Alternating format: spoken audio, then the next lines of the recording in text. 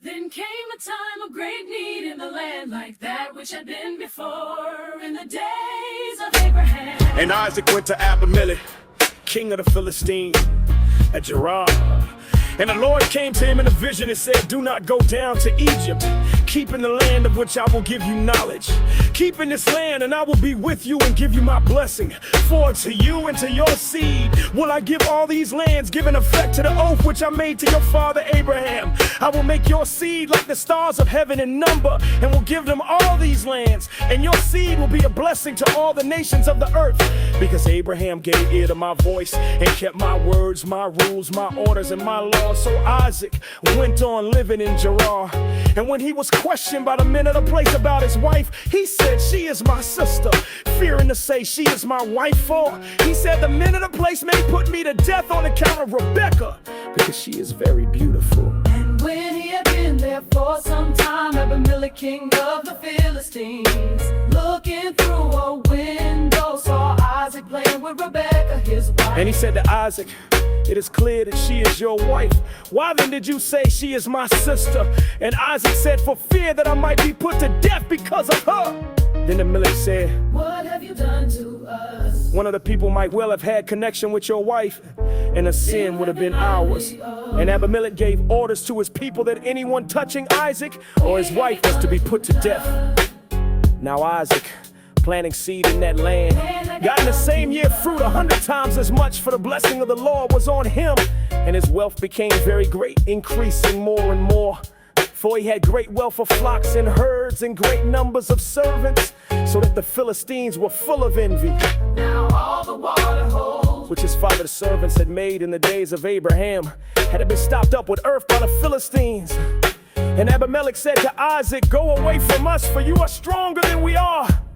So Isaac went away from there and put up his tents in the valley of Gerar, making his living place there. And he made again the water holes which had been made in the days of Abraham his father, and which had been stopped up by the Philistines. And he gave them the names which his father had given them. Now Isaac's servants made holes in the valley and came to a spring of flowing water.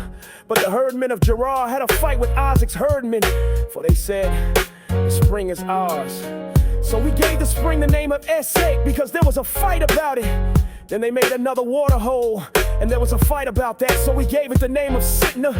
Then he went away from there and made another water hole, about which there was no fighting, so he gave it the name of Rehoboth. For he said, 'Now the Lord has made room for us, and we'll have fruit in this land.' And from there he went on to Beersheba. That night the Lord came to him in a vision and said, 'I am the God of your father Abraham.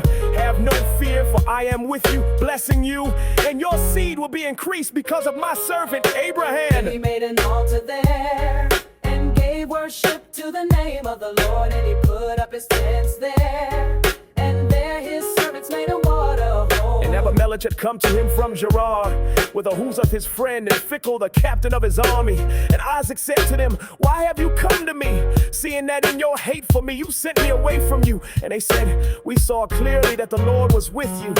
So we said, 'Let there be an oath between us and you, and let us make an agreement with you, that you will do us no damage, even as we put no hand on you, and did you nothing but good, and sent you away in peace. And now the blessing of the Lord is on you.' Then he made a feast for them, and they all had food and drink.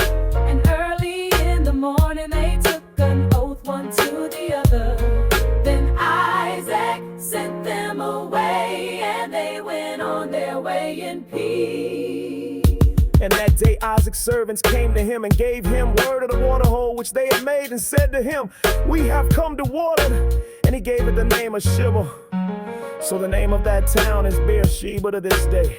And when Esau was 40 years old, he took as his wives Judith, the daughter of Beeri the Hittite, Basemeth, the daughter of Bela the Hittite, and Isaac and Rebekah had grief of mind because of them.